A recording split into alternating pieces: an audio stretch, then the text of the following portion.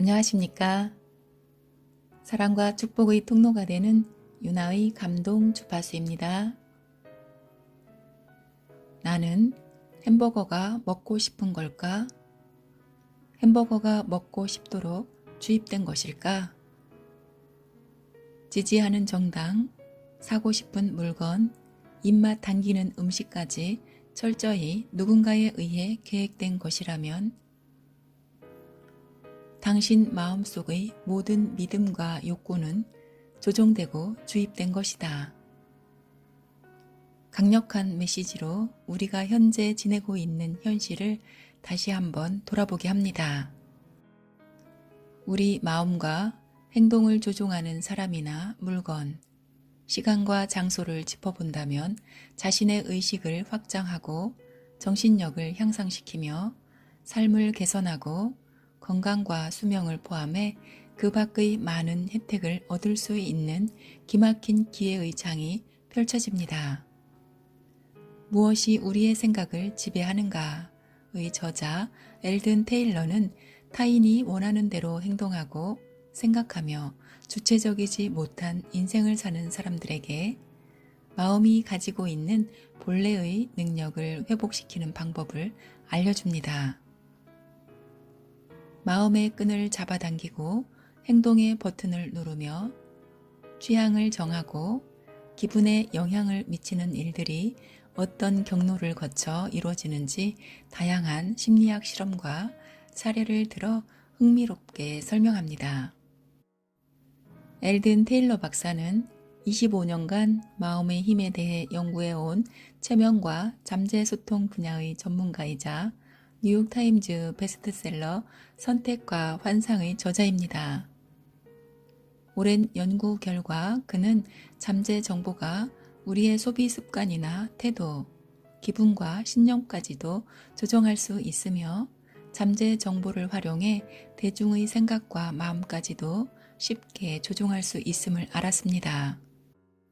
또한 정부와 기업은 물론 종교 단체까지 사람들의 생각과 욕구를 통제하려는 목적으로 잠재 정보에 관한 연구와 실험을 해오고 있다는 사실에 충격받았습니다.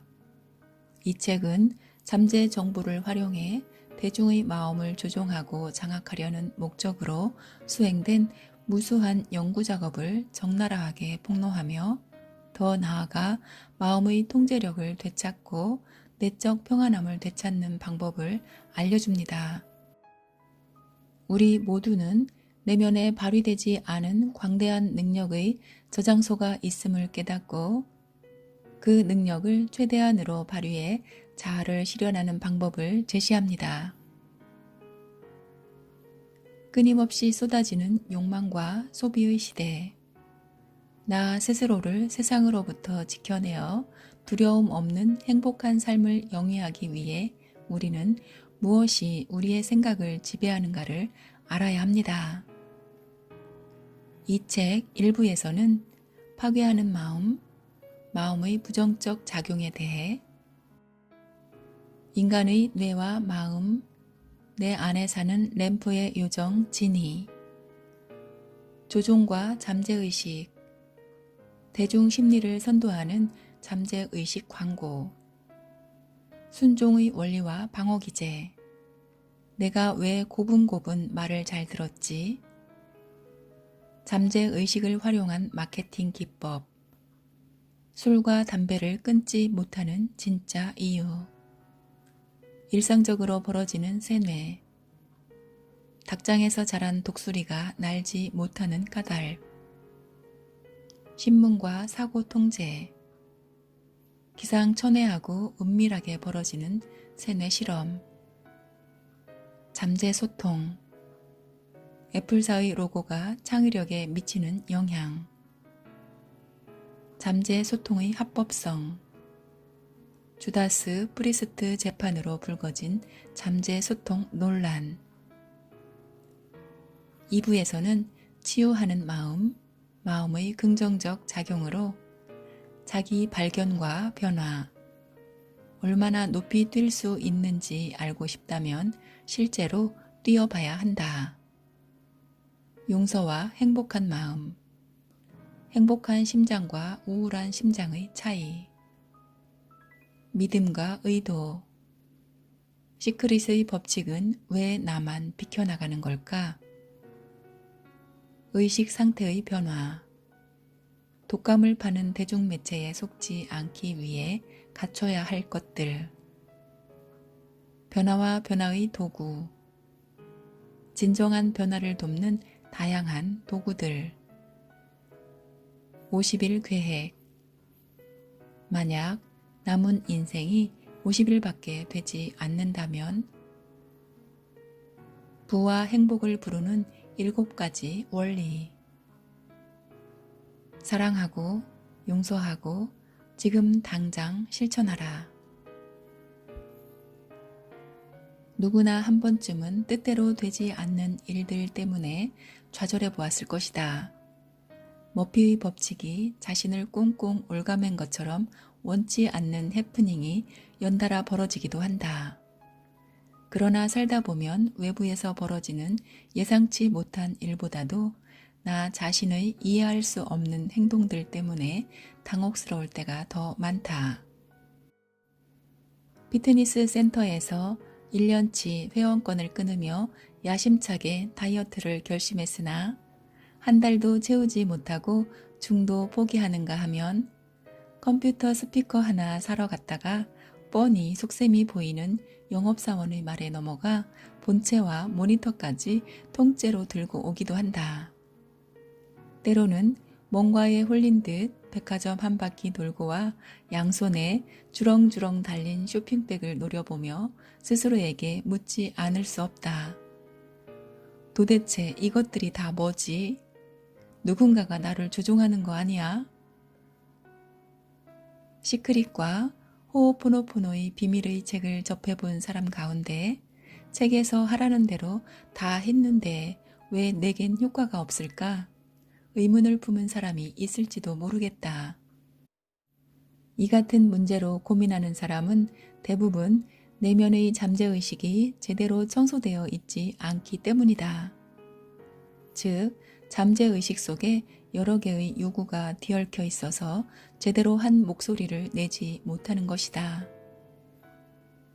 우리의 잠재의식 속에는 자신이 무심코 심어놓은 생각들이 부정적인 피드백을 일으켜 긍정적 사고를 방해할 수 있다. 이는 우리가 어렸을 때부터 부모와 학교로부터 교육받았거나 대중매체에서 주입된 여러 가치관들이 혼합해 자신만의 가치 체계를 심어놓았기 때문이다. 우리는 우리가 알지 못하는 행동을 할 때가 있다. 잠재의식에 묻혀 있던 정신적 상처들이 의식 위로 자연스럽게 떠오르기 때문에 예상하지 못한 감정의 변화를 겪게 된다. 잠재의식의 프로그램을 바꿔 자신의 트라우마를 제거할 수 있거나 약화시킬 수 있다고 한다. 그리고 영성지수 SQ를 높여 자신이 가진 잠재력을 키워 그 능력을 발휘하는 방법에 대해 깨우쳐준다.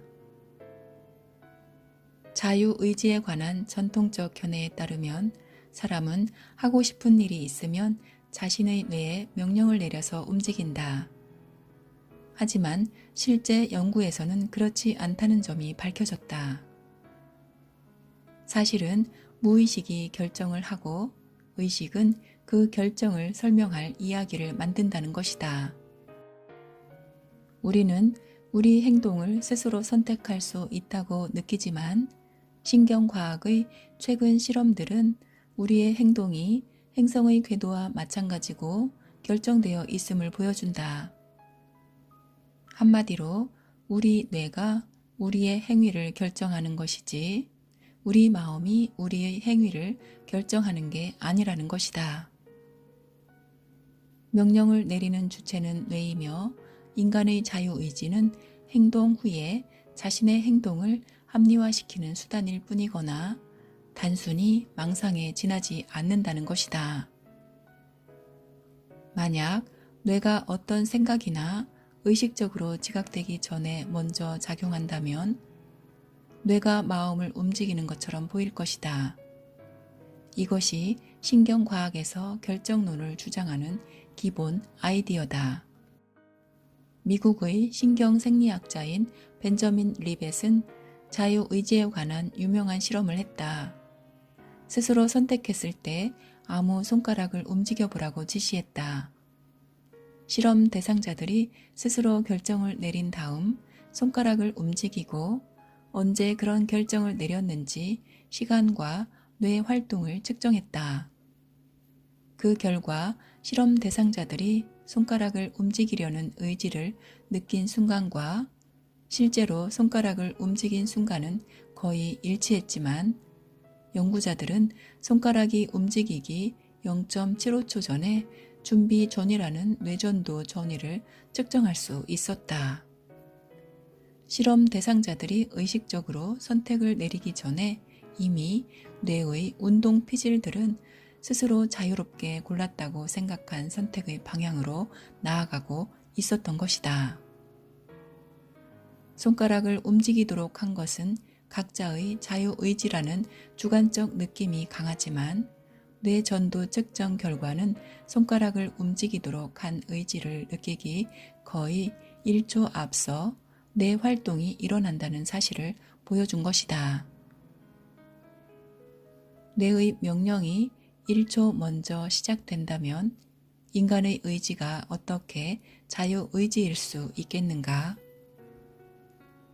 우리의 행동이 물리법칙에 의해서 결정된다면 자유의지가 작용한다고 상상하기 어렵다.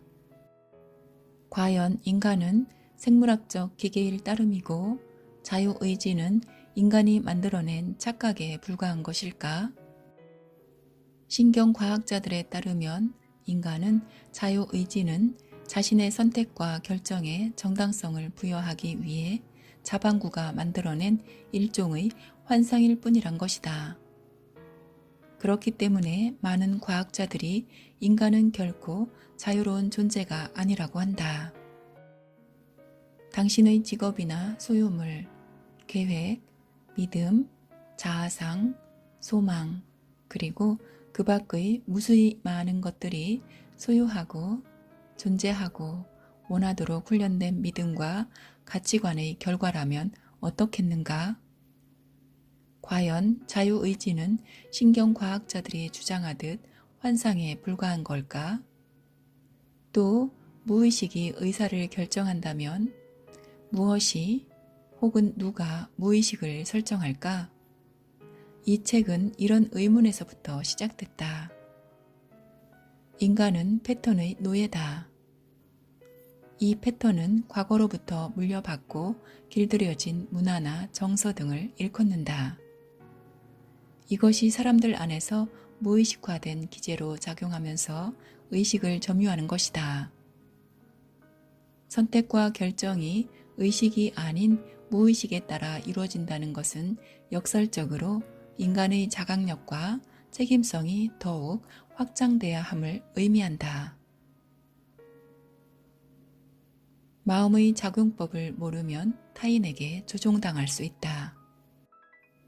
어떤 직업에 종사하든 간에 마음의 방식, 즉 정서와 결합하고 신체에 영향을 미치는 관계의 순환성을 이해한다면 생소한 분야라고 해서 어려울 것이 전혀 없다.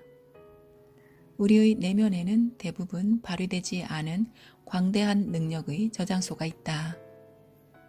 우리가 개인적인 잠재력을 깨운다면 자신이 가진 최고의 모습을 창조할 수 있고 이 세상 전체가 의식의 깨침에 이를 수 있을 것이다. 이 책의 일부는 우리의 생각과 욕구, 믿음을 조종할 목적을 가진 다른 사람들에 의해 우리 마음이 어떻게 작용하는지에 대한 연구와 우리가 믿지 못하는 일들이 실제로 곳곳에서 벌어지고 있는 우리의 사고를 지배하고 마음을 쇠뇌하려는 다양한 실험과 시도들을 파헤쳐 보여준다. 2부에서는 정화시설에 비유한다. 심각하게 오염된 물을 본래의 깨끗하고 순수한 생태로 되돌리는 도구와 철학, 믿음이 담겨 있다.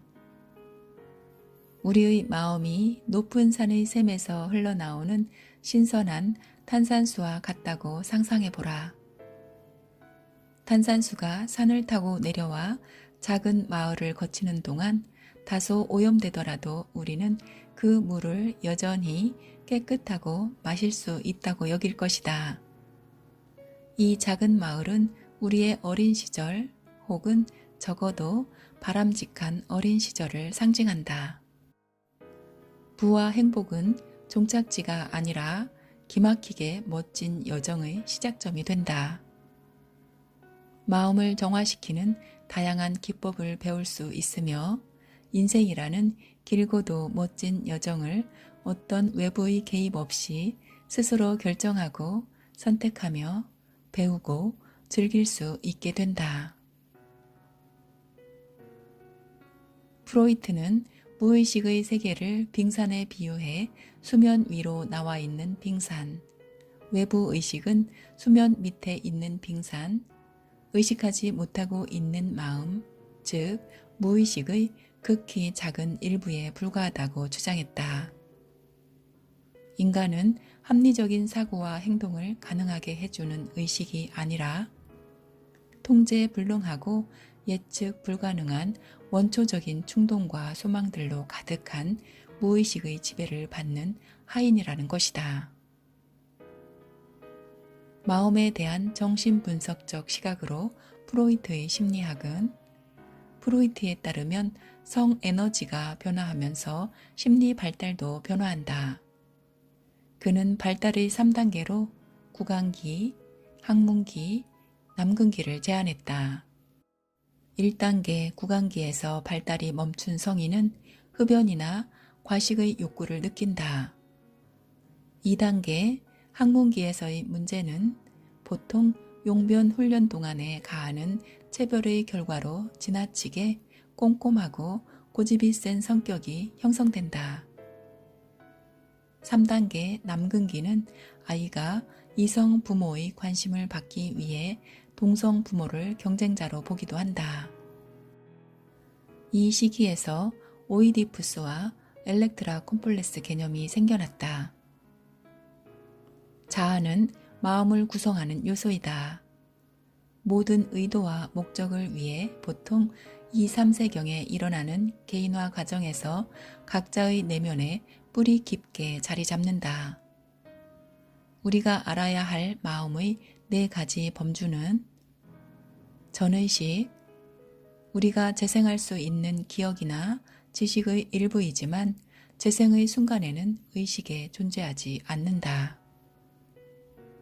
의식, 우리가 완전히 알아차릴 수 있다.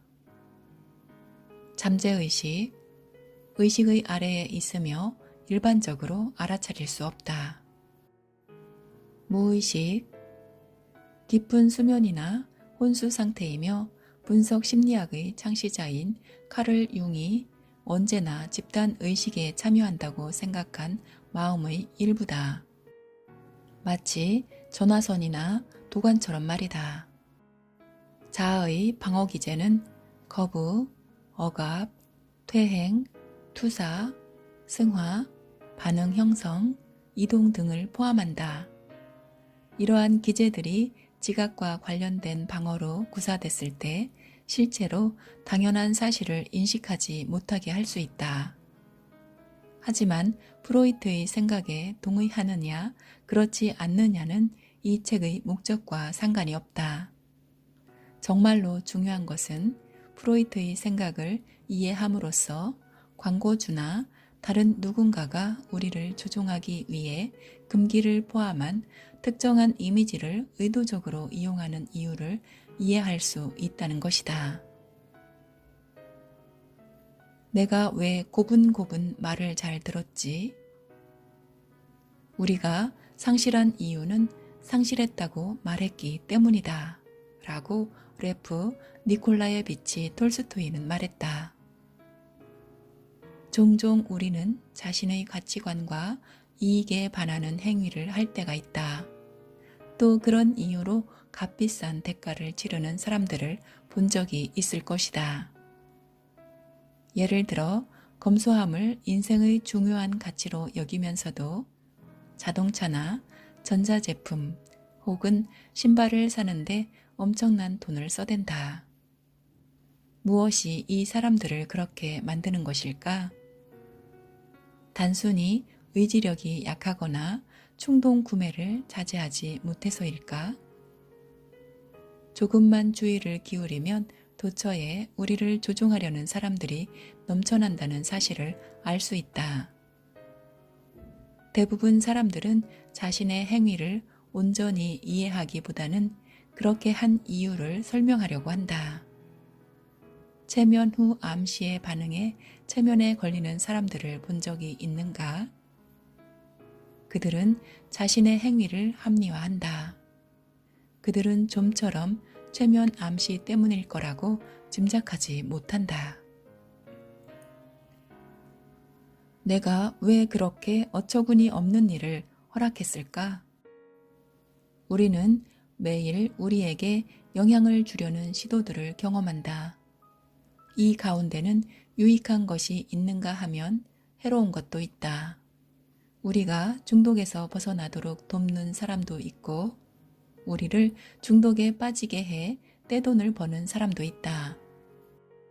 이러한 일이 어떤 방식으로 벌어지는지 얼마나 많이 알고 있는가? 이러한 과정에서 우리는 반복적으로 순종의 과정과 마주친다. 극도로 미묘하게 조종을 구사한다면 훈련된 전문가가 지켜보는 앞에서도 조종당하는 걸 피해가기가 어렵다.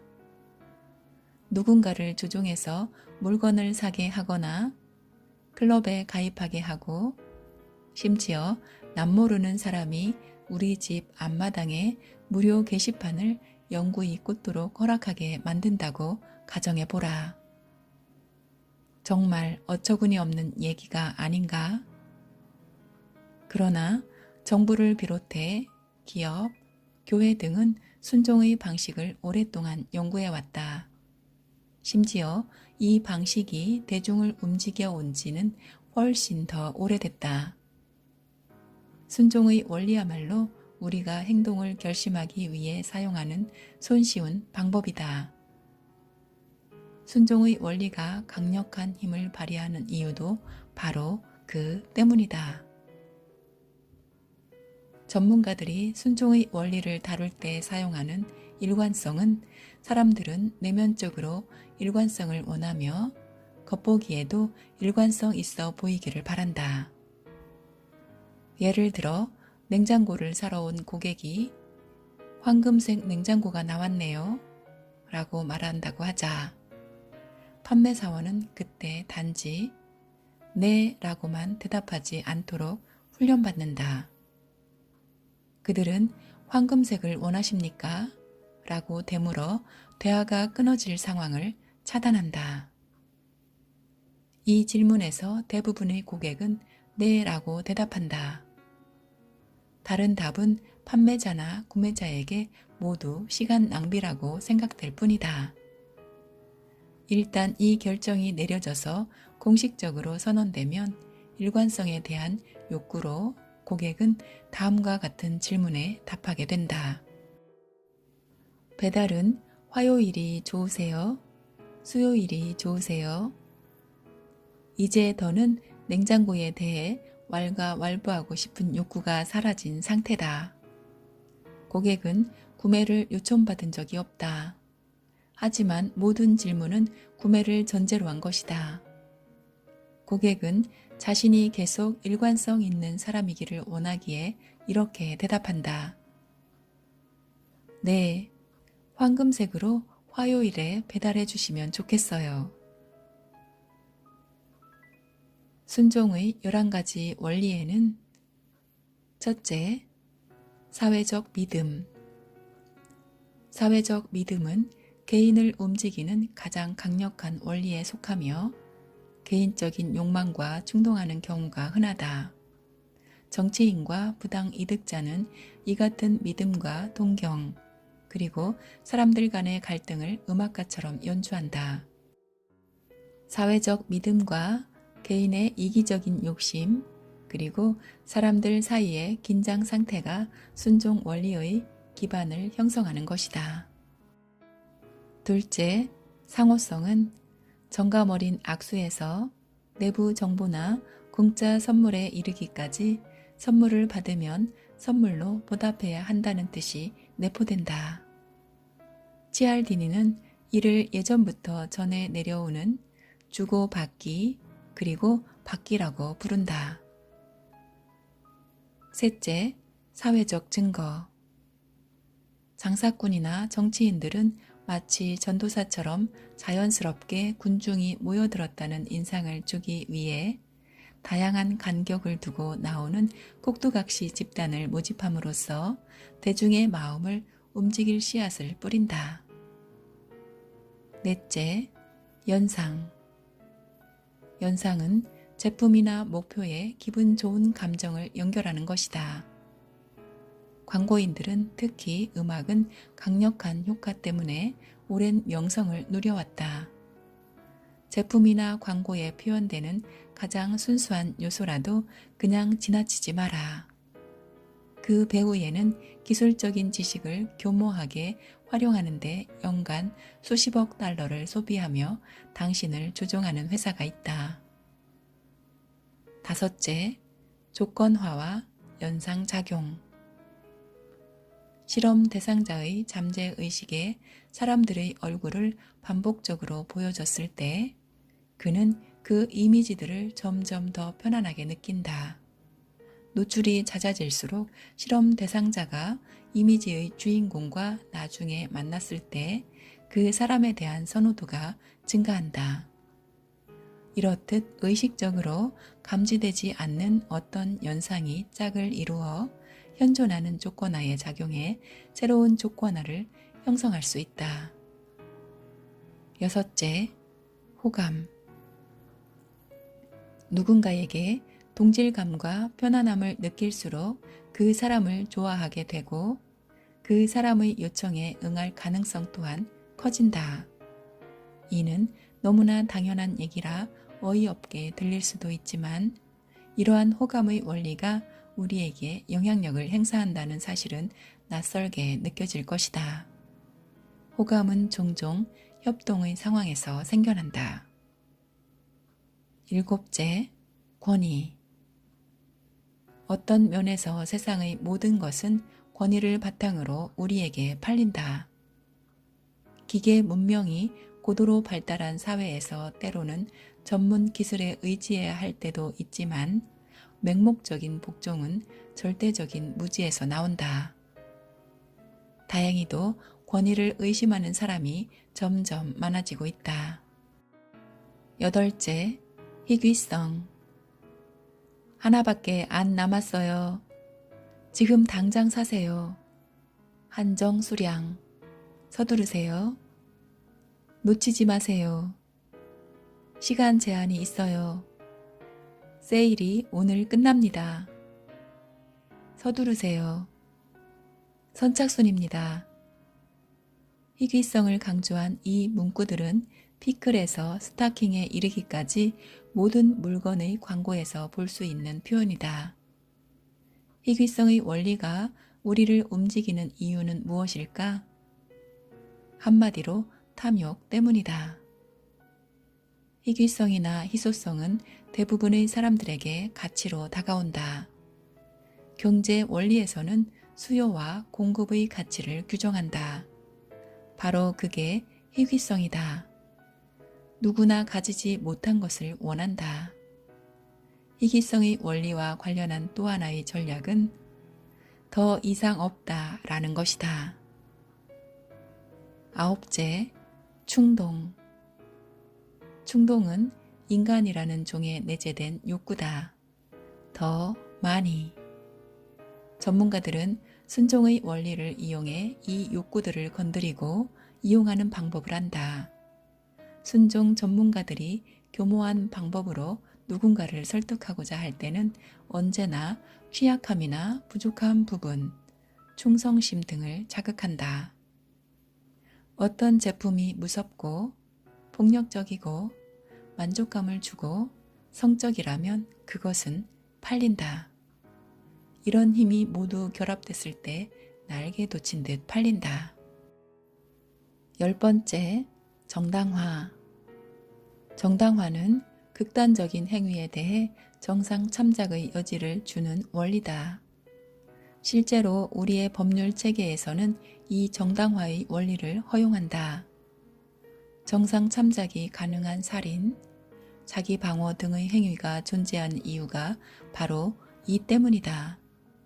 이 원리는 아마 가장 흔하게 지나치는 순종의 도구일 것이다. 나치의 죽음의 수용소에서 살아남은 빅터 프랭클은 철학자 프리드리히 니체의 말을 인용한다. 살아야 할 이유를 가진 사람은 어떤 환경이라도 거의 모두 참아낼 수 있다. 우리 역시 자신만의 이유를 만들어야 한다. 자신만의 이유가 없다면 다른 누군가가 그 이유를 만들 것이다. 11번째, 자동 반응. 정보를 이미 알고 있다고 해서 순종 원리의 힘에서 벗어날 수 있는 건 아니다. 순종의 원리는 자동으로 작용하기 때문에 대개는 그 영향력을 행사한다. 이 원리는 심사숙고의 결과로 작용하지 않는다. 오히려 치알디니는 이것을 누르면 윙 하고 바로 작용하는 자동 반응이라고 말한다. 일이 일어나고 나서야 뒤늦게 깨달을 수 있기 때문이다. 그래서 치알디니는 누군가가 자신을 조종하려고 한다고 느낄 때는 분석하느라 시간을 지체하지 말고 당장 그 자리를 박차고 나오라고 권고한다. 순종의 원리는 사람들의 의사결정 과정에 영향을 미쳐서 자동적으로 순종하게끔 활성화시킨다. 전문가들은 이런 순종의 원리를 이용해 자신의 목적을 달성하거나 상품을 파는 전략을 개발하고 있다. 순종에 관한 정보를 알면 조종의 실체를 이해하고 조종에 희생당하지 않을 수 있다. 또한 순종의 원리를 윤리적으로 사용하는 방법과 순종을 거부하는 방법을 배울 수 있다. 앞에서도 말한 방어 기제에 8가지 원리가 있는데 부인, 환상 형성, 내부 투사, 분리, 투사, 퇴행, 억압, 승화이며 이 방어 기제는 전반적인 인류의 이익뿐 아니라 자기 이익에도 이바지한다. 방어 기제는 유전자와 너무나 흡사한 방식으로 인간의 조건에 포함될 만큼 매우 중요하다고 입증되었다. 방어 기제는 인류의 진화와 함께 발달했고 자체의 작용을 감추기 위해 순종의 원리에 편승한다. 순종 전문가들은 순종의 원리와 지각적 방어를 모두 잘 알고 있다. 사실 이들은 바로 그러한 이유 때문에 광고계에 고용되는 일이 매우 흔하다. 방어 기제는 정보의 인식을 억제하거나 방해할 수 있다. 이른바 잠재적인 활자 광고에서는 노골적인 성적 내용을 감지하기 어려운 방식으로 표현하는 이유도 방어 기제의 존재로 설명할 수 있다. 순종의 원리와 방어 기제는 우리의 마음이 반응하는 방식으로 우리가 우리도 모르는 사이에 내가 원하지 않던 어떤 상황에 예속되는 것을 허락하게 된다. 우리는 우리도 모르는 사이를 이제는 내가 원하는 상황으로 허락되도록 만들어야 한다. 우리는 우리 자신의 실제 모습에서 얼마나 멀리 벗어났는지 눈치챌 수 있다. 우리는 믿음과 금기, 욕구, 해석은 모국어를 습득하는 것과 매우 비슷한 방식으로 조종되고 주입됐다. 소비 습관, 용화계의 우상, 동시대의 도덕관, 식욕, 그리고 질병까지도 심지어 부정적인 방식으로 우리 정신에 심어졌다. 그렇다면 누가 그런 일을 했을까? 여기에 정부, 심지어 종교에 이르기까지 다양한 체제가 한몫한다. 그렇다면 진짜 나는 누구일까? 대부분의 사람은 세뇌를 별로 신뢰하지 않거나 생각조차 하지 않지만 세뇌는 우리 주변에서 일상적으로 일어나는 흔한 일이 됐다. 우리 자신도 모르는 사이에 수시로 세뇌되고 있다. 이런 상태에서 벗어나 진정한 나를 발견하려면 어떻게 해야 할까? 짜인 틀에서 벗어나 자유로운 사고를 하려면 어떻게 해야 할까? 미움의 최대 희생자는 나 자신이다. 분노에 머무는 것은 뜨거운 석탄을 손에 쥐고 누군가에게 던지려고 하는 것과 같다.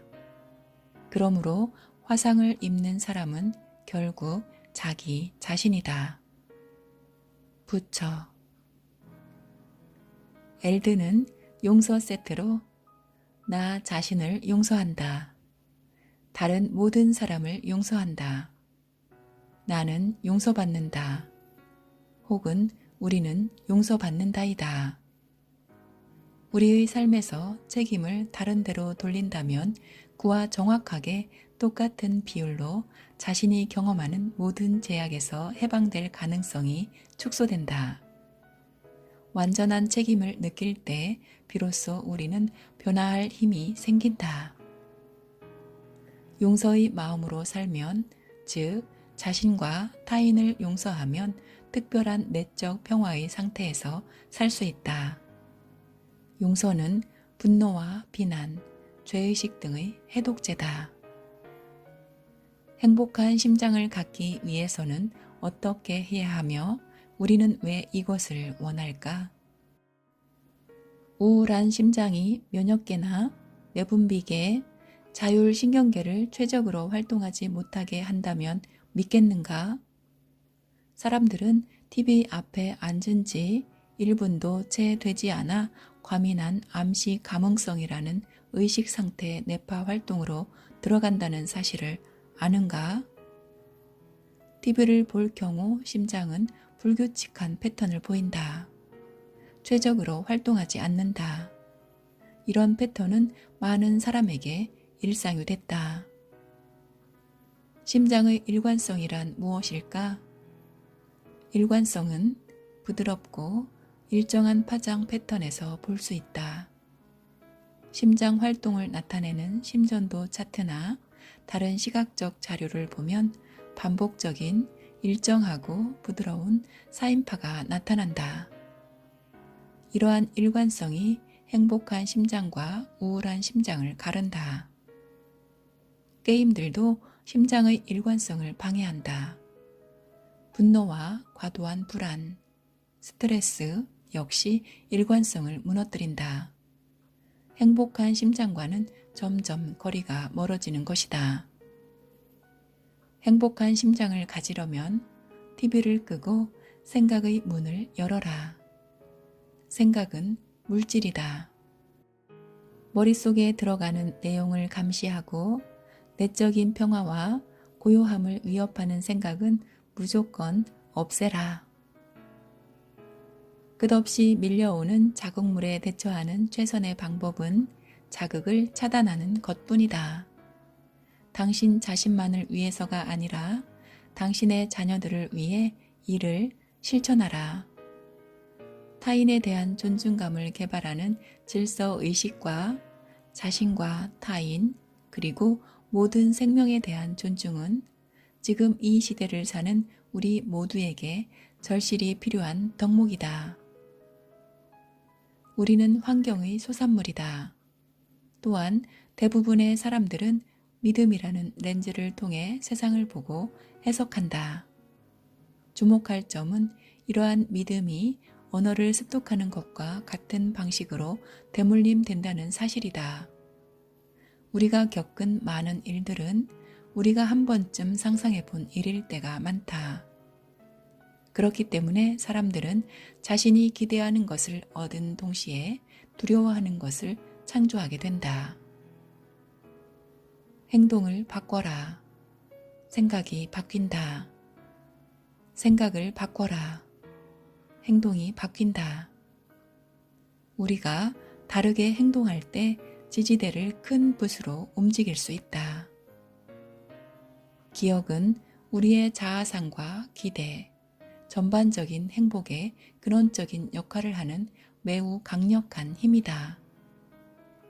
기억은 모든 경험을 연결한다. 기억의 깊은 마음의 연결 덕분에 우리는 지속적으로 존재감을 느낄 수 있다. 의식적으로 선택한 긍정적인 비유는 자신이 결정한 사항을 드러낸다. 이것은 우리의 믿음을 나타낸다. 자신을 표현하는 비유를 하나 만들어라. 자리에 앉아 얼마간 시간을 들여 자신의 믿음과 희망, 열망, 시도, 결과를 상징하는 이야기를 적어라. 우선 지금까지 걸어온 자신의 인생을 보여주는 짧은 이야기를 써라. 그런 다음 원하는 이야기로 바꿔라. 어떤 사람이 되고 싶은가? 그 사람을 지금까지 자신이 해왔던 일에 등장시켜라. 그리고 실제 자신의 모습과는 달리 더 강하고 현명하고 인간적이고 영적인 모습으로 그려라. 그 사람에게 자신이 갖고 싶은 이름과 외모, 태도를 부여하라. 실제 눈앞에서 보듯이 상세하게 마음속에 그 사람을 그려라. 그리고 이 이야기와 비유 속의 영웅을 마음속에 간직하라. 눈을 감고 마음의 스크린에서 기억 속의 이야기를 반복해서 들어라. 이야기 속에서 역경을 만날 때마다 그 사람을 생각하라. 그의 힘과 지혜를 느끼고 그 사람처럼 행동하고 말하라. 시간이 흐를수록 당신은 그와 완전히 합치될 것이다. 내 스크린의 내가 일치하기 위해 호흡을 일정한 패턴으로 바꾸는 방법이 있다. 셋을 셀 동안 코로 숨을 들이쉬고 다시 셋을 셀 동안 숨을 참고 다시 셋을 셀 동안 입으로 숨을 내쉬어라. 그리고 다시 셋을 셀 동안 숨을 참아라. 이를 반복하라. 간단한 이 호흡 운동으로 놀라울 정도로 마음이 고요해지고 앞서 지적했던 심장의 일관성이 신속히 개선된다. 우리가 우리를 조종하는 어떤 환경에서 벗어나 진정한 나로 살아가며 무의식의 세상을 꽃밭의 아름다운 정원으로 가꾸기 위한 7가지 원리는 다음과 같습니다. 첫 번째 원리, 진짜 나 되기. 지금까지의 당신과는 완전히 다른 놀랍고 멋진 당신을 보아라. 행복은 마음 상태이며 진정한 행복은 내면에 건설된다. 진짜 나는 당신 안에 있으며 더 강한 힘을 지니고 있다. 우리는 자신의 모습을 영광스럽게 구현할 권리를 타고났다. 삶의 풍요로움과 기적을 경험할 수 있는 힘과 능력이 우리에게 분명히 있다. 우리 모두가 기적이며 우리의 존재 자체가 선물이다. 두 번째 원리, 생각은 물질이다. 생각은 자신에 대한 믿음을 나타낸다. 자신에게 어떤 말을 하는지 잘 들어보라. 내면의 언어가 낙관을 반영하는가? 아니면 부정적이고 자기 제한적인 생각으로 가득 차 있는가? 우리는 기대한 것을 얻게 된다. 과학에서는 피그말리온 효과라고 한다.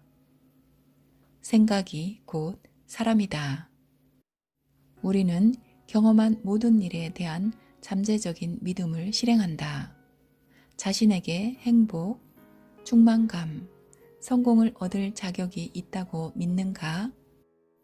존재의 모든 단계에서 모든 선은 항상 자신을 위해 나타난다는 것을 진실로 믿어야 한다. 우리는 우리의 현실을 창조한다. 삶의 구심점은 사건이 아니다. 자기 자신이 삶의 구심점이다.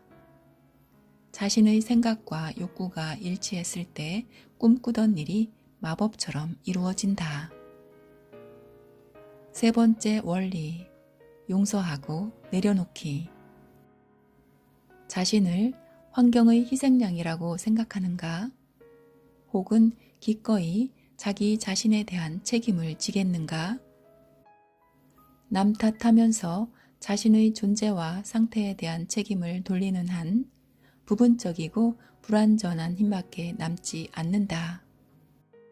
남 탓을 하는 한 성장하고 통제하며 평화와 균형 그리고 조화를 경험하는 능력이 제대로 발휘될 리가 없다.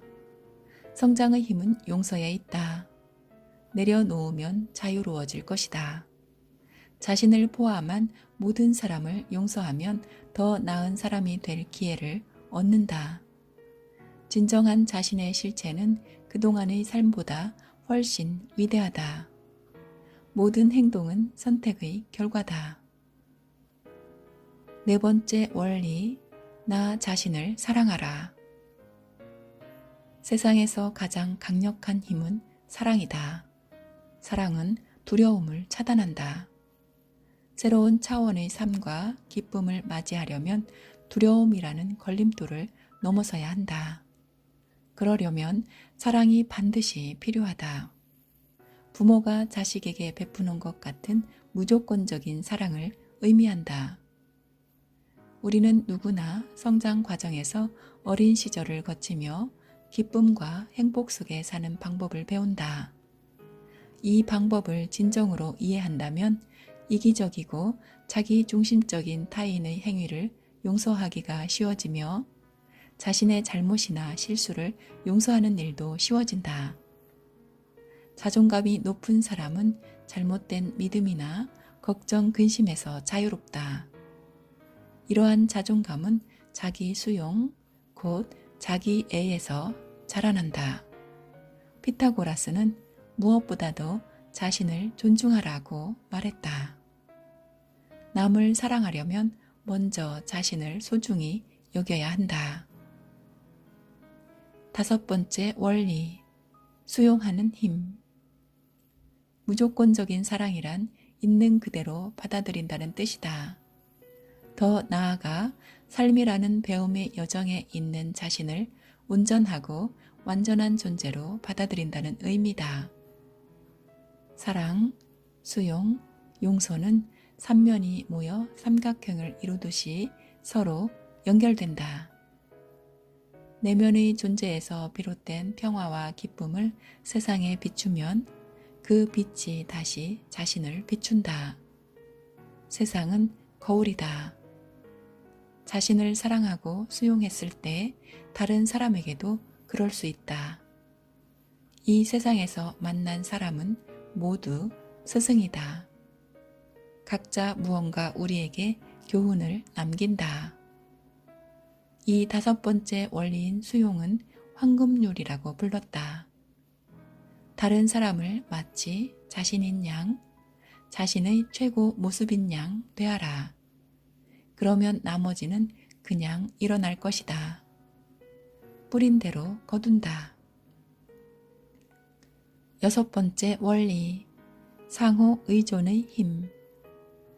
상호 의존은 어떤 상황에 대해 개인적으로 책임을 지며 그 상황에서 벗어나 총체적인 균형과 조화를 이루기 위해 행동하는 것을 말한다. 행복은 존재 상태다.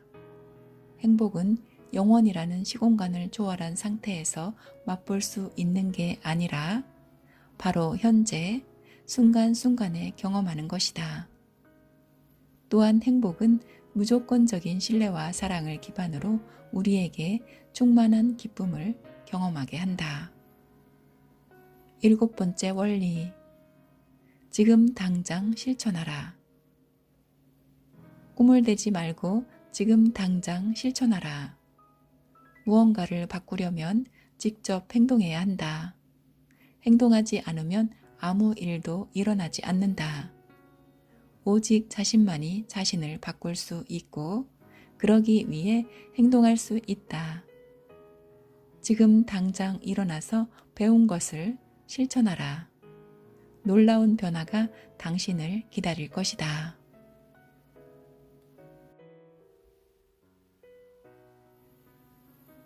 우리 자신 안에 어떤 무한한 잠재력이 숨어 있는지, 자신이 무엇을 할 수 있는지 알고 싶다면 마음의 힘을 되찾아야 합니다. 그러려면 무엇보다도 먼저 우리를 조종하려 하는 외부의 압력과 세력에 대해 알아야 합니다. 호시탐탐 우리를 조종하려 하는 타인에 의해 어떤 일들이 벌어지고 있는지를 깨닫는 순간 벗어날 수 있는 힘 또한 얻게 됩니다. 우리의 마음을 조종하려는 외부의 압력으로부터 자유로울 수 있고 마음을 움직이는 원리가 무엇인지 알고 제대로 대처한다면 우리는 진정한 우리 자신으로 중심을 잡고 살아갈 것입니다. 무의식의 바다를 아름다운 꽃밭으로 만들고 그곳에서 즐겁게 노는 우리의 참 모습을 만든다면 이 지상에서 일어나는 일은 우리의 무의식의 발현이므로 사랑과 행복과 기쁨으로 조화롭게 살아가고 있습니다. 우리 무의식과의 아름다운 만남을 축복합니다. 오늘도 우리의 주파수는 무의식의 꽃밭에서 다 함께 춤추는 감동과 사랑, 기쁨, 풍요, 행복, 자유, 감사, 평화입니다. 유나의 감동 주파수였습니다. 감사합니다. 사랑합니다. 축복합니다.